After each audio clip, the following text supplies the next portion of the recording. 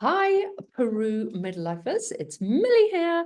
I thought I'd put together this little video to help and discuss all things kit list for Peru. So in the email, you will have one of these little documents called Kit List Peru.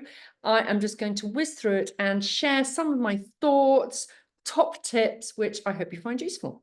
So, starting at the top of this kit list, let's start with trousers. Yes, I am on a permanent quest for a stylish pair of trekking trousers. Anybody who knows where they are, please let me know because I haven't nailed it yet.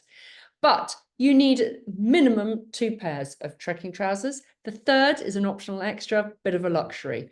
Depends on how often you want to wash them.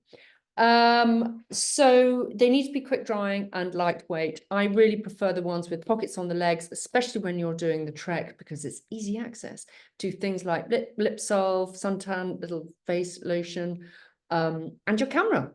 That's my top tip on the trousers.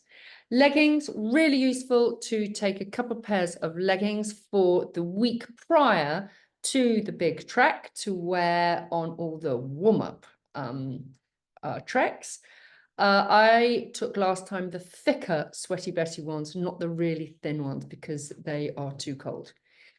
Jeans for the evening. So yes, in amongst all this kit list, we are talking about technical gear for the trek, but you do need a couple of nice things to wear in the evenings. Not really nice, but we're talking jeans, a shirt, a nice jumper. Clearly you'll be putting your trainers on, but you might go to a little bar for a drink, but it's casual, but it's not technical gear, if that makes any sense. Cozy tracksuit bottoms, essential. I didn't take these last time, and I was very envious of everybody else. Make sure they're fleece lined and really cozy, because you're going to need these on the trek. When you on the trek for the 2 nights when you're camping, you will come into your tent, you will take off all your garb, you will then put on a thermal leggings and top, which you're going to sleep in. On top of which, when you go into the food tent, you will put your fleece lined tracky bums on and a big fat cozy jumper, fleece, and a down jacket. So the fleece line tracky bums, really good call, really keep you nice and cozy. Tops, go for any quick drying type. Pure cotton, absolutely hopeless. Okay, so you need that wick away fabric, this type of stuff that you wear skiing or doing your sports in. A medley of short t-shirts, long sleeve t-shirts, mid layers, warm hoodies. Okay, so the key message is layers. So if you don't have any of this and you were starting from scratch, you would go into an outdoor shop and you would ask them to explain the layering system, which is you've got your under layer, your base layer, that is, then you've got tight to the skin, short arms, long arms. Then on top of which you put your mid layer on, which is like a very thin little fleece. On top of which you can put if you're cold, you can then put a cozy fleece, on top of which you would put your down jacket, okay? And you can wind it back up and down according to the day and how warm it is, okay? So that is the layering system you want to aspire to, and make sure you've got enough of each for the whole of the 2 weeks. The outer layers, you do need that warm down jacket, which I've just alluded to. Now, I know last night when I was chatting to the first midlife team, Karen, you mentioned the Uniglow jacket. I slept on it. It's not good enough. Okay, Uniglow jackets, they're fine for pottering around in the evenings around Calcutta, but they're not fine for going on the trek. Okay, on that trek, you need the real deal, I'm afraid. A good down jacket, which is going to keep you really cozy tozy. I've put here a puffy down vest. What I mean, and that is just the short sleeve. Some people on the last trip had them because they like that. They don't like to have really kind of thick covered arms, but that's a kind of optional extra. The lightweight waterproof jacket. Okay, that is key. That needs to be Gore-Tex and breathable, just in case you're trekking and it rains. It's not the rainy season, so it's highly unlikely, but we have to prepare for all eventualities, okay? So that is the real deal. It's not your dog walking jacket. Shoes. I will be taking 3 pairs of shoes. I'll be taking my just everyday pair of trainers, which I can kind of potter around town in, wear in the evenings when we're going sightseeing, that type of stuff. And I will be taking my walking shoe stroke boots. I go for the walking shoe. I go for the style, chunky soled Gore-Tex shoe. But it is personal preference whether you take a shoe, whether you take a boot, whether you like the ankle support. But whatever you take, make sure that it is waterproof. So those old leather boots need a re-wax. The Gore-Tex shoes, like mine, will be getting a waterproof spray. But the key, again, is to have a really gritty sole. So if you were buying a new pair and going into a shop, they're going to ask you what terrain it is. Shaly. So it's kind of dirt tracks, but loose shale. Okay, so you need the grip. You also need 1 pair of indoor shoes. Now, last time there was a selection of attractive looking Uggs, fleece-lined Uggs. There were some more attractive Ugg boots, which I coveted, but we came to the conclusion last night on the Zoom, that a pair of fleece-lined Birkenstocks would do just the job. Always wanted to treat myself to a pair. Now I will. Okay. You need that for wandering around the homestay, nipping out to go to the shops, you know, in the evenings, that type of attire. But you also need to take it on your trek so that when you, in the evenings, when you get to base, you can take off your boots and put something cozy on. Okay, so you need that. Other bits and bobs. Underwear, of course, I've written. But for the hike, definitely wear sports bras and non-cotton underwear. Who knew? But anyway, the sports bra, funny enough, I wore a sports bra every single day throughout the entire adventure. And in the evenings, I treated everyone to a nice bra. So, you know, a good selection of sporty underwear. Socks, just for the kind of evenings, but you do need the trekking socks. Again, don't skimp on the trekking socks. Get the wick away ones so they don't get all kind of sodden. I did actually last time take my ski socks. What a joy. Sun hat, you really need that. Some people took those wide brim sun hats because they're really good at keeping the sun off the back of your neck. It isn't particularly hot, so the temperatures you're going to find, this is not on the trek, this is pre-trek when you're lower in the Sacred Valley, around Calca and around. The temperatures is anything from kind of 10 up to 18, 19 degrees, sunny but cool. So it's kind of crisp air. It's not humid, it's dry air, but it's a powerful sun. So you need the suntan lotion and to keep the sun off you.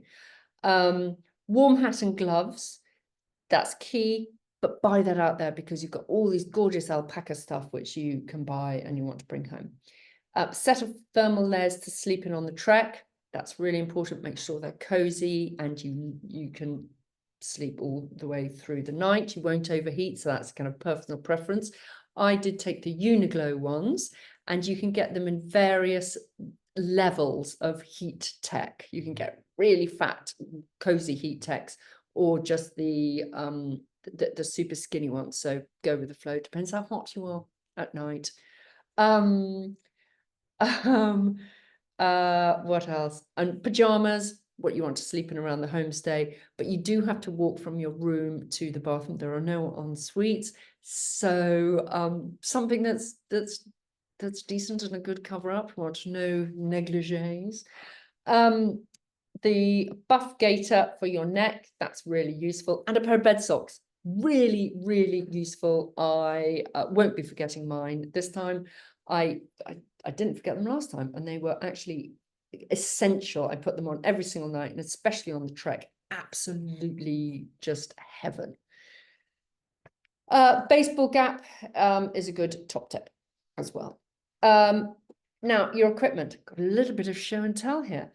Your main luggage, whatever you take, I don't care what you take, whether it's got wheels on it or it's got a kite attached to it, but it's not to be a hard shell, okay? They are not allowed. It won't be allowed in the minibus because they're really hard to stash and they're really hard to kind of look, put to one side in the homestay.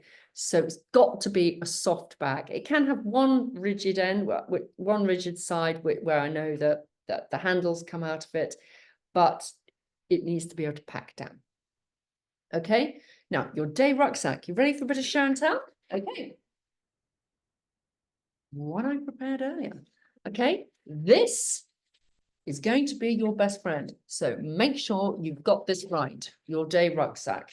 Okay, this I absolutely loved was my Osprey Tempest 20. So the perfect size for this was a 20 litre. I thought it was the perfect size, maximum would be 25, and I really wouldn't go much lower than 20. I really wouldn't. So I loved this. Top things you've got to look out for is the back has got to be rigid, and have this kind of great air kind of area so that your back doesn't get really hot and sweaty.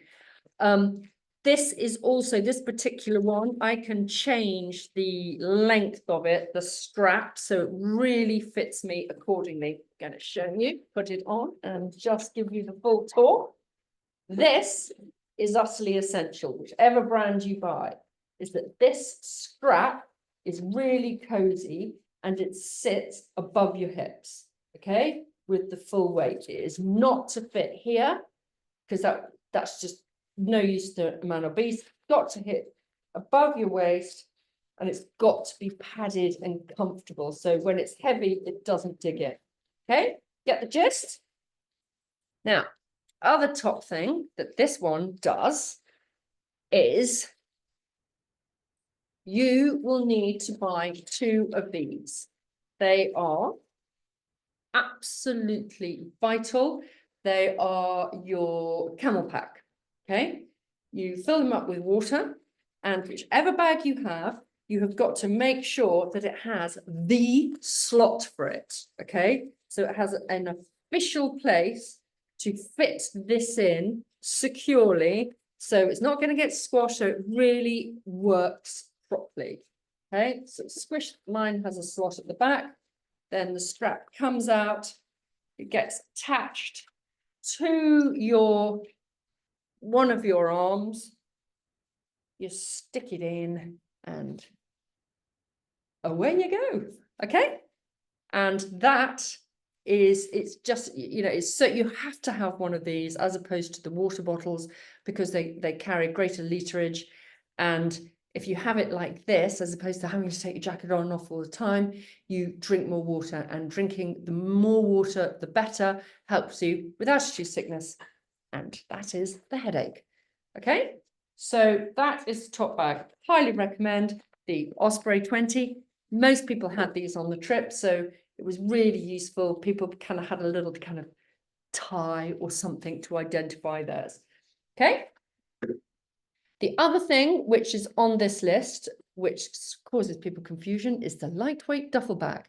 Now, this is for the actual trek. You will be decanting. When you go on the trek, you'll be leaving all your main luggage in the homestay, and you'll be going off with your day rucksack and your duffel bag, which your duffel bag will appear when you get to the campsite each night. Now, it cannot weigh, you won't be taking, on this list, you'll see what you'll be putting in there, but it can't weigh more than 5 kgs because the mules are going to be carrying it for you. Now, the key principle for this duffel bag is that it is soft, so it can go over the back of a mule, but it doesn't have any hard clips and straps. So, for example, that would be really annoying and could dig into a mule. So that would not be going with me. But this as a example, this is what I used last time, is an old sailing bag, but it was really good, did just the job. You wound it up, put it on the top of the horse. Mule, even, not a horse. Okay, so the key for that, if you are come unstuck and you think, oh God, I can't be bothered with a duffel bag, it doesn't matter. You can just rent one from the team out there. Okay, so it's no, don't overthink it. Head torch, absolutely vital. Hot water bottle, absolutely vital. You might want it in the homestays if it gets chilly at night, but you definitely need it on the trek. In addition to the camel pack, you need a water bottle like this. This is a really good brand, the Hydro Flask, but the chili bottle, anything like that. Make sure it is hard so that you cannot take plastic, because if you leave it around, the water can get manky, heat up, and bugs, horrible. But the key is that the top doesn't have any fancy straws. Like, actually, I'm going to show you one, like Zoe's.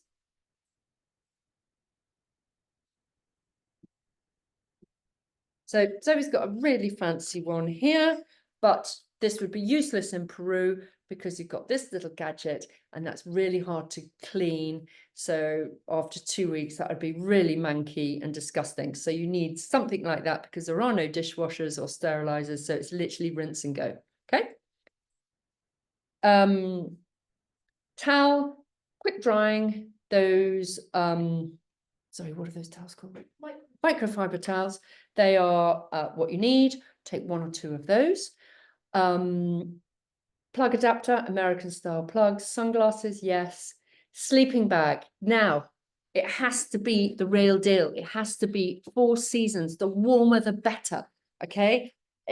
No fake polyester linings that your son took to a festival or on his DV. That's not going to cut the mustard.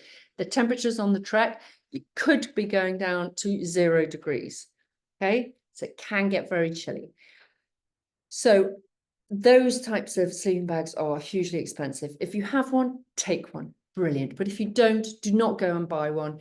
Just rent them from our team out there. It's $20 to rent them. So just do that. They're all laundered and nice. And if you just think, oh God, that still feels a bit horrible, just take a little sleeping bag liner. Okay, keep it simple. Pillows. That was a good question last night. What are we doing about that? A pillow on the trek? I'm afraid, well, if you want to take a blow-up pillow, which you can get, then you can, or else you're basically just stuffing clothes into a t-shirt and creating your own pillow. Okay. Extra battery pack for your phone on the trek. Quite useful, quite useful. Small zip style lock bags. Those were really useful on the trek just to keep everything in order in your duffel. Medication. Okay. Now, let's talk about altitude sickness. A lot of people are clearly thinking this one through. Last year, I didn't take the Diamox because I thought, oh no, I'm not going to suffer from it, and I'll treat myself home with homeopathy. Forget that. No, within 2 days, I was nicking everybody else's Diamox. I'm not going to even give it a second thought. I'm going to take the Diamox, start it the day before the trip, going to start off with half a tablet, see how I get on, and then up it to maybe 1 tablet a day. Yes, it's not brilliant to take all medication. I understand that, but actually the feelings that most people got from the altitude sickness was a headache, and it feels like somebody's just gripping your head. So, and there's nothing you can do about it. So you just got to brace yourself. It does ease throughout the first week. And the whole point of the first week is to get you acclimatized for the high altitude days of the trek. So you're going to be going up and down, getting your body used to it. Okay. Other things to put into the medication bag is sun cream. You really need it for your face. Lip salve, essential. It's so dry. Moisturizer, Compeed plasters, diarrhea pills. Nobody got diarrhea last time, but you never know. Headache pills, rehydration sachets. Absolutely imperative that you take rehydration tablets. The sachets, the diarylites are utterly disgusting. So I would be just go to Holland and Barrett or somewhere like that, and you can get a tube of rehydration tablets. You just drop in your water. You'd be putting one every day. You're probably using 2 a day. And every time you fill this up, you'll be putting a hydration tablet and it really does help with altitude sickness. Okay. So things like what else helps with altitude sickness is the keeping hydrated. So alcohol and things like coffee, they'll tell you when you're out there, best avoided. I personally can do without the alcohol, but I can't do without my coffee. So you just gotta, go see how you feel. Back to the list. Wet wipes. You need that for the trek, okay? To freshen up. You will, on the trek, be given lovely bowls of warm water morning and evening to kind of clean, but, wet wipes are always useful. Poo bags, oh yeah, I know, they're on there. You need to take them on the trek. You'll be leaving everything that's natural on the mountain, but loo paper you'll be putting in the poo bag, and it goes into the big rubbish bag, which gets disposed of at the end. Okay? So this is thoughts on kit from Sam, our partner in Peru. Okay, so what to expect? The weather is variable, so go with the flow. And that's when you go with layers. The vibe is casual, and it really is casual. But I remember I didn't, brief my sister apparently well enough last time, and she was, wow, I've only got trekking gear and Gore-Tex, and I wish I had a nice pair of jeans and a shirt and a jumper to feel, nice when we go out for a drink in the evenings. Well, not a drink, because that doesn't help with the altitude sickness. But so just a few bits and bobs for the vibe, but anything goes. It is not smart. So for those that are going to Cusco beforehand, yes, there are very nice stylish cafes and restaurants, but honestly, you can sit there in your Gore-Tex if you want. For the farm days and community visits, it is conservative. So you need, on those days, you'll be wearing t-shirts and long trousers. You will not be wearing at any times shorts or a vest tops. Okay, so don't pack those. That's just not the vibe out there. Homestays. No, there's nothing really in there. The trekking on this thing, you'll see how we kind of break it down and what you pack for where. Oh, just going back to the rain gear, when you buy this, it should come with a waterproof cover just in case. I didn't get mine out once last time, but it's a just in case moment. Okie dokie. I'm just going through.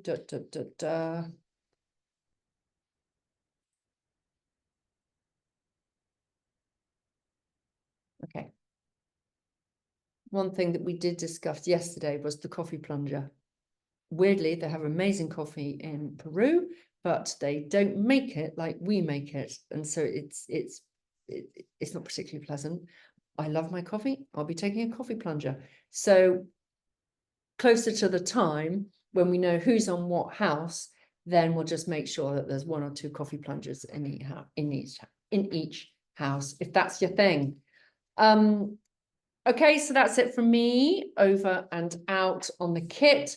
And closer to the time, probably 2-3 weeks before your trip, we will definitely have a pre-departure Zoom where we can get together, run through the itinerary and any last minute questions, because you'll definitely be more in the zone then. But I hope this chat helps just to start off with your packing, and most importantly, remember your fitness. Okay, keep going with the knees, thighs and bottoms. They need to be strong. Okay, over and out. Bye.